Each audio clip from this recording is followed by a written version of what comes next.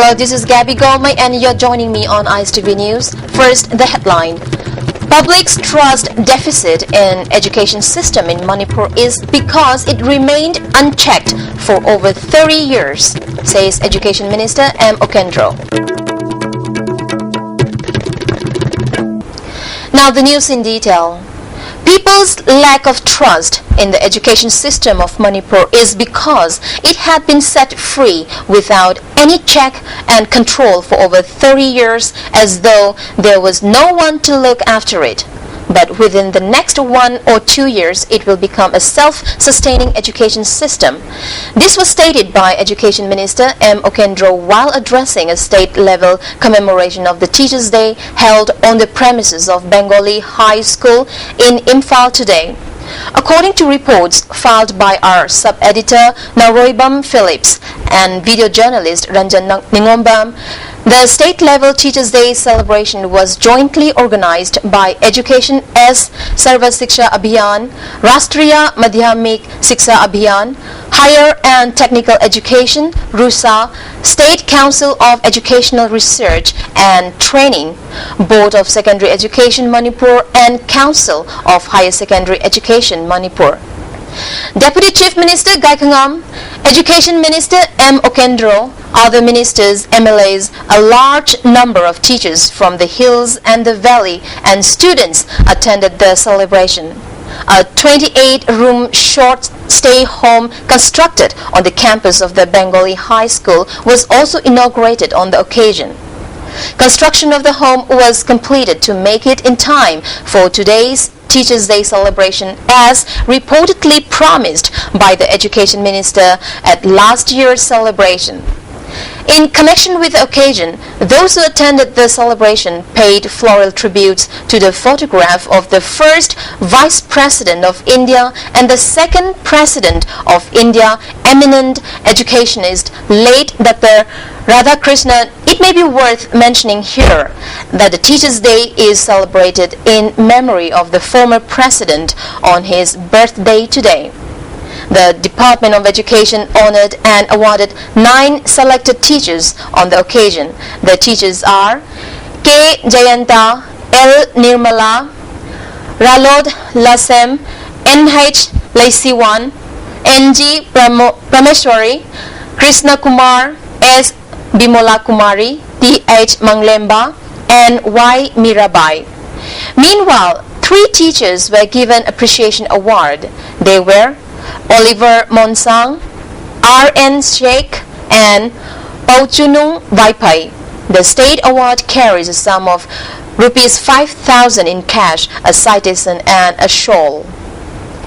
Speaking at the function, Chairman of Manipur Pollution Control Board, MLA Dr. N.G. Bijoy, said the role of the teachers is huge. In Manipur, there are teachers who neglect this prestigious profession and engage in contract works. This needs to be corrected. In higher classes, the teachers are given less class so that the teachers could earn more knowledge during the leisure time. Works Minister Dr. K.H. Ratan Kumar said the changes that we see now in the education system of Manipur are because of the dynamic leadership of the Education Minister. He is a man who works in the interest of both the teachers and the taught. Deputy Chief Minister Gaikangam said, "It is said that a teacher is the second God. There are teachers who underestimate this profession, which is wrong. The ministers, MLAs, and various sections of the people are created by the teachers. Just as Manipur is identified by sports and culture before the world, we should try to get Manipur identified by education as well. Today's function is far greater than any other function organized by other departments," Gaikangam said.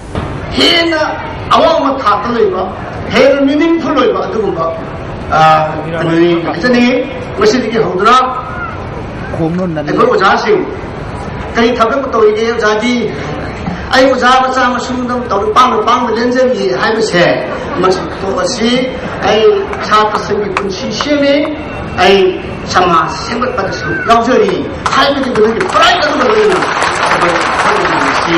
Minister Okendro said The number of students in the government schools in 2008-9 was only about 8,000. But today, the number of students in the government schools has increased to about 54,000. The Chief Minister is paying serious attention to meet various shortages in the education sector by allocating more resources from the 14th Finance Commission and other sectors.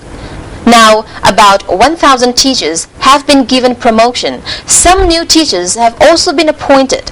Part-time and contract lecturers have been regularized. Rationalization process is being worked out. The transfer policy will also be formulated soon. There were about 4,000 cases in the education department, creating a lot of hindrances, but now most of the cases have been disposed of. Vocational courses will be opened at 39 higher secondary schools. The Union Minister of Human Resources will soon arrive in Manipur to lay the foundation stone for a state university. The first ever engineering college will be established in the state, and polytechnic institutes will be set up in 8 districts, Minister Okendra said.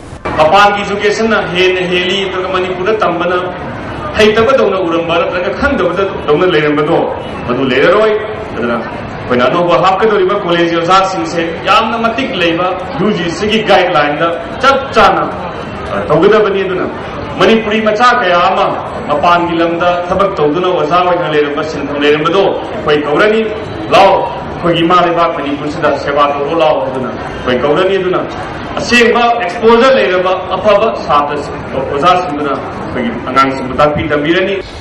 The Teachers' Day celebration was also held at many other schools in Manipur. The celebrations were held at Sagolban Popular Upper Primary School, Sagolban Moirang Lairag. Floral tributes were offered to the photograph of late Dr. Radhakrishnan.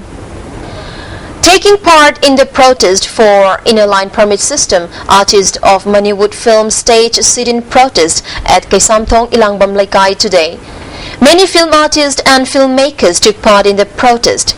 Placards on which slogans such as "Save the Indigenous People of Manipur," "Implement ILPS," etc. were displayed during the protest. Leader of Milal Tomba said, "It is unfortunate that the Manipur government hasn't implemented the ILPS yet." Film activist Ningthau Jalancha said the state government should implement the ILPS for the people of Manipur. Jana pathap aduna karigumba aikoi de singna patar gadi aikoi ki survivability da aikoi ne hingjana gi lambi de singna patar gadi Indian ki constitution do amend to wachangi semdok payai mase aikoi de pi right ni aduna sigumba singna rakwa mayam Indian constitutionalism hai batare India ki constitution na yade hai wafam singa se to kanda tase namak amasi ki matang da aikoi mayam chansin mina badugi khongjang amani ngasi aikoi na chansin libase. A fire broke out at a building near Rupmahal Tang this morning around 10:30. Fire service personnel arrived on time and put off the fire, preventing heavy damage. The fire personnel faced difficulties while entering the building as the passage was too narrow. Now let's take a look at the national and international news. President Pranab Mukherjee today greeted teachers on the occasion of Teachers' Day, saying they must be friends, philosophers and guiding lights to their students. In his message, Mukherjee said, "Teachers are like candles who burn brightly to enlighten others." We in India are inheritors of a sacred tradition in which our gurus, saints and seers have selflessly nurtured our minds and shaped our intellect, he said. Flood situation today worsened in Kashmir Valley, where River Jhelum was flowing above the danger mark, even as the Army and NDRF have been called in to assist the administration in relief and rescue efforts in the state, where 20 persons have died, while another 45 are feared dead. Most parts of South Kashmir, including Pulwama, Anantnag and Kulgam district, have been submerged, and the water level in Rambiara stream in Shopian district was also rising very fast, threatening to inundate the only South Kashmir district not affected by floods so far, officials said. The Srinagar-Jammu and Srinagar-Leh highways remain closed due to landslides. Prime Minister Narendra Modi has condoled the loss of lives and sanctioned rupees 2 lakh for the families of the deceased. Australian Prime Minister Tony Abbott brought Narendra Modi a Nehru jacket made of his country's famous lamb's wool today. But the big gift is a nuclear deal that will entitle India to buy uranium from Australia after years of negotiation. Both Prime Minister Modi and I want to be known as infrastructure prime ministers, said Mr. Abbott, confirming that the deal, crucial for energy-starved India, will be signed this evening. India and Australia kick-started negotiations on uranium sales in 2012 after Canberra lifted a long-standing ban on exporting the valuable ore to Delhi to meet its ambitious nuclear energy program. The Supreme Court has ordered the release of all under trials who have served over half of the maximum punishment for the crime for which they have been charged with. The court also asked district judges to visit jails once in a week for 2 months in their respective districts and identify such under trials.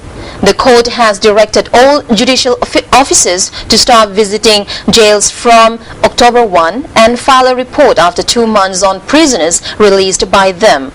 The Apex Court also expressed concern over lack of budgetary support to judiciary and asked the centre to grant more funds to create infrastructure. It has directed the centre to place before it a road map for fast-tracking criminal justice delivery system. The observations came while the court was hearing a PIL on Kashmiri under trials languishing in jails. BJP is likely to be invited to form a government in Delhi with Lieutenant Governor Najib Jung sending a report to President Pranab Mukherjee seeking permission to call the single largest party to take a shot at power, though it is well short of majority in the assembly. In his report, Jung gave a detailed analysis of the political situation in the city and underlined the need to have an elected government in the city, which is under President's rule since February 17, following resignation of the Aam Aadmi Party government, which was in power for 49 days. The Lieutenant Governor said, though no party has staked claim to form government in Delhi, the BJP could be invited to take the reins as it is the single largest party in the assembly. Jung observed that all options for putting in place an elected government should be explored before contemplating holding of fresh polls. Delhi BJP Chief Satish Upadhyay said the party would examine if it was invited to form government. About 77% of girls aged between 15 and 19 in India have been subjected to sexual violence by their spouses, according to a report by UNICEF, which said more than half of the girls in the age group faced physical abuse at the hands of their parents. The United Nations Children's Fund UNICEF report titled Hidden in Plain Sight said violence against children is so prevalent and deeply ingrained in societies that it is often unseen and accepted as a norm. The report said that 77% of girls aged 15 to 19 years in India have at least once experienced forced sexual intercourse or any other forced sexual acts by their current husband or partner. Partner violence is also pervasive in South Asia, where at least 1 in 5 girls who have ever been married or in union experienced partner violence. Al-Qaeda, which has announced the creation of a separate wing for India, wants to portray Prime Minister Narendra Modi as an enemy of Islam, and as such, India should take its threat very seriously, a well-known American counter-terror expert said on Friday, even as the US tried to downplay the terrorist outfit's capabilities. This video, the first former Al-Qaeda leader Ayman al Zawahiri this year should be taken very seriously. Al-Qaeda wants to portray Prime Minister Modi as an enemy of Islam. Ex-CIA analyst Bruce Riedel, who is considered to be one of the U.S. top experts on counter-terrorism, said, "From its base in Pakistan and with its close links to Lashkar-e-Taiba, Al-Qaeda is a dangerous menace to India," Riedel said when asked about the latest video of Zawahiri announcing Al-Qaeda's creation of a new branch for the Indian subcontinent to wage jihad in India, including in Kashmir, Gujarat and Assam, with the goal of establishing a caliphate and impose Sharia ranging from Afghanistan to Myanmar. Zawahiri had announced new branch of Al-Qaeda called Qaidat al-Jihad in Indian subcontinent, seeking to raise the flag of jihad, return Islamic rule and imposing Sharia across the Indian subcontinent.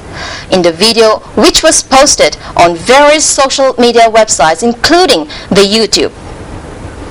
Before we end the headline once again, public's trust deficit in education system in Manipur is because it remained unchecked for over 30 years, says Education Minister M. Okendro. That's all we have for now, but we'll be back with more updates. Thank you for watching.